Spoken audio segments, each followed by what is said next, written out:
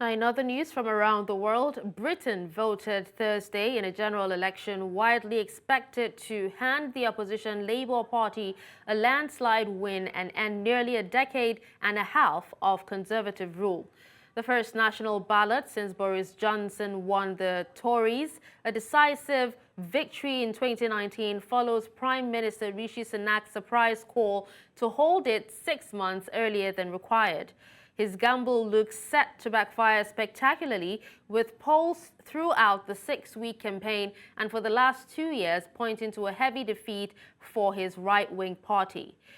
Meanwhile, Labour Party leader Keir Starmer has cast his vote at a London polling station. Earlier, Prime Minister Rishi Sunak voted in his Yorkshire constituency just half an hour after polls opened.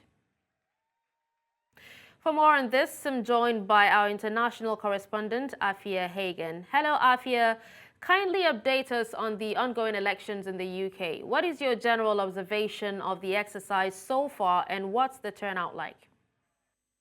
Well, we're about 5.5 hours into voting now, just lunchtime here in the United Kingdom, and the polling station that I am at has actually been very, very busy. Talking to people who are coming to vote, the words that I'm hearing are that people are ready for a change. People are ready for something different, and that is very much reflected in the polls that you've spoken about, that we've seen over the past 6 weeks, that have indicated a pretty large majority for Sir Keir Starmer's Labour Party. So polls are busy, people definitely coming out and exercising their democratic right to vote. Okay. Now, Afua, what are the key policy differences between the Conservative Party and the Labour Party, that will likely shape the outcome of this election, since you did say that, people are ready for a change? And that's what people will be thinking about when they get to the ballot box. How will things be different from a Conservative government to a Labour government?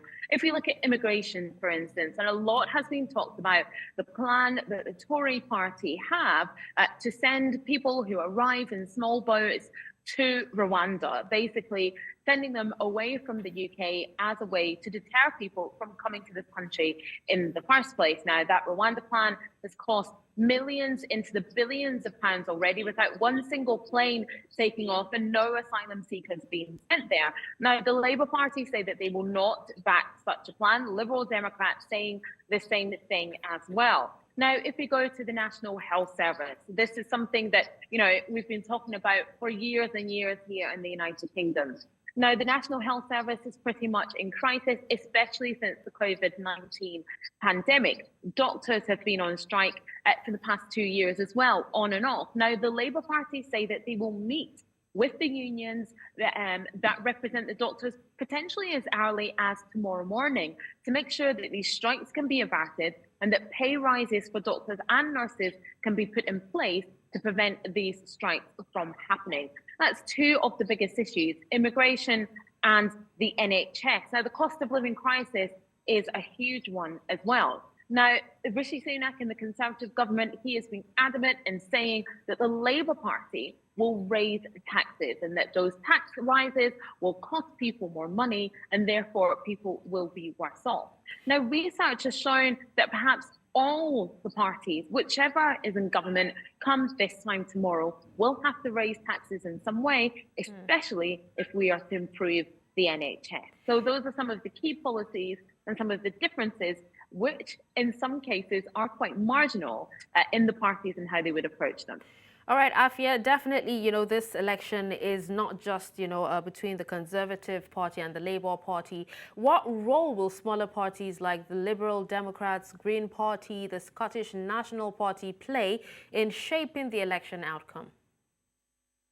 And that's a really good point. Now, the SNP in Scotland, the Scottish National Party, have been the ruling party for over a decade. They look wiped out, and it will be a Labour stronghold in Scotland as well. Now, when it comes to England, the Liberal Democrats, traditionally the third party, now they could be overtaken by Reform UK, a party that certainly leans to the right of politics, and a lot of people who voted Conservative have defected to Reform UK. The Liberal Democrat leader, Sir Ed Vaizey, has really been enjoying himself on the campaign trail. He's the one that you saw at bungee jumping and in roller coasters and things like that. They could be and have been an effective third party. They formed a coalition with the Conservatives under David Cameron. At the Green Party, like you said, another party, a smaller party that has few seats. I don't think they will play a huge role when it comes to Parliament. So perhaps we could see reform gaining more votes, but the Liberal Democrats are sure to remain the third party. All right. Well, thank you for that update, Afua.